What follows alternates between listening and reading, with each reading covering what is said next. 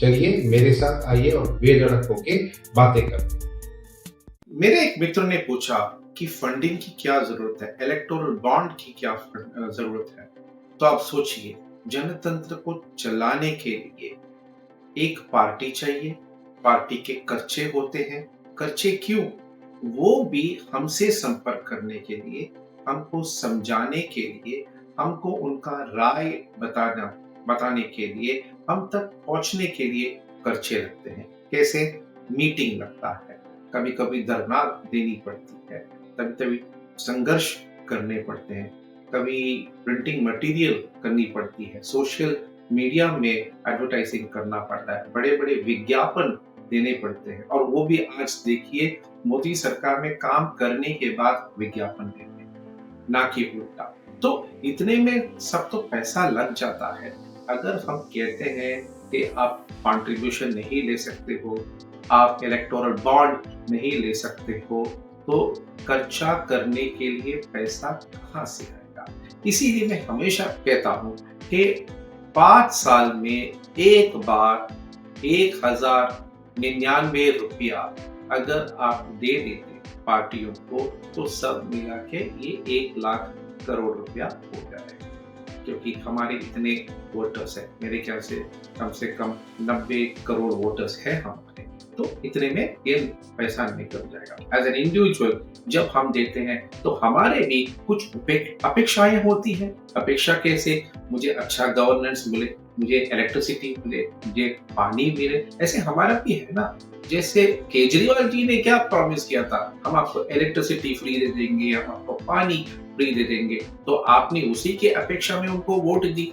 तो मतलब आप जब लेन देन होता है किसी तरह का, चाहे वैध हो अवैध हो, तो एक गिव एंड टेक हो जाता है, क्विट प्रो को तो आ ही जाता है। आप कैसे भी सिचुएशन ले लीजिए, कोई भी परिस्थिति आप ले लीजिए, आपको वहां क्विट प्रो को तो मिल जाएगा। और मेरे ख्याल में क्विट प्रो को में कोई प्रॉब्लम नहीं है, समस्या नहीं है। अब अगर इन बड़े बड़े कंपनियों ने, जैसे 4-5 नाम वहां मुझे देखने को मिला, मेगा इंजीनियरिंग, बीजी शिर्के, ये ऐसे हैं इनके लिस्ट में, और मैं ऐसे कोई गलत नहीं समझता हूँ।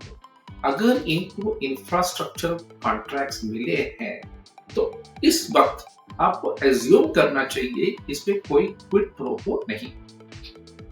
अब आगे सीएजी जो है, जो अकाउंटेंट जनरल है, कंट्रोलर और अकाउंटेंट जनरल, ये अकाउंट्स के निरीक्षण करेंगे सभी सरकारी उपक्रमों के, अंडरटेकिंग्स के, और उसमें उनको कोई गलत नजर आ गया तो उसके ऊपर टिप्पणी देंगे, उसके ऊपर नोटिंग होगा, उसको प्रकाशित किया जाएगा। इसके ऊपर कोर्ट नोटिंग करेगी, कोर्ट खुद के ऊपर भी ये ले सकता है, मतलब सुओ मोटो कोर्ट इसको ले सकता है। और उसमें अगर कोई गलत पा गया या उसमें कोई अवैध फेवर आ गया, तो फिर उस पर टिप्पणी होगा, उसमें फिर जो दंड होगा, जो भी होगा।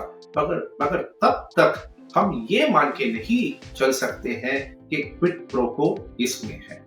इसीलिए मैं मानता हूं कि पॉलिटिकल फंडिंग में कोई भी वर्ज्य नहीं होना चाहिए, कोई भी प्रतिबंध नहीं होना चाहिए। There should be no restriction on political funding as long as it is disclosed. और एक बात है, मैं इंस्टीट्यूट ऑफ चार्टर्ड अकाउंटेंट से अपील करता हूं, आप पॉलिटिकल पार्टीज के लिए आपने गाइडेंस इशू किए हैं, अकाउंटिंग में आपने प्रेजेंटेशन में आपने गाइडेंस इशू किए हैं, तो और एक आप गाइडेंस इशू करें कि आपके जो 10 टॉप कंट्रीब्यूटर्स हैं, किस माध्यम के रूप से आपके पास उन्होंने पैसा दिया, उसका जरूर रिपोर्टिंग की जाए। क्योंकि बाकी सभी कारोबार में तो वही होता ही है, आपके 10 टॉप कस्टमर्स होते हैं कौन है, आपके 10 टॉप शेयर होल्डर्स कौन से हैं, आपके शेयर होल्डर्स में 1% से कौन ज्यादा रखता है। तो जो कारोबार के लिए सही है वो पॉलिटिकल पार्टी के लिए भी सही। तो मेरा जो रिक्वेस्ट रहेगा इंस्टीट्यूट ऑफ चार्टर्ड अकाउंटेंट से, वो यही कि आप एक डिस्क्लोजर मैंडेटरी कर दो। जब डिस्क्लोजर मैंडेटरी बन जाता है तो फिर कोई क्विट प्रो को, मतलब नॉन डिस्क्लोजर का, कम से कम नॉन डिस्क्लोजर का कोई कमी नहीं है। ये कहकर मैं अब मेरी वाणी को विराम देता हूं। तो माय लॉर्ड, जब 2018 में ये लॉन्च हुआ था तब भी तो आप सुओ मोटो ले सकते थे। अब क्या होगा, आप सब पता चल गया है किसने किसको दिया।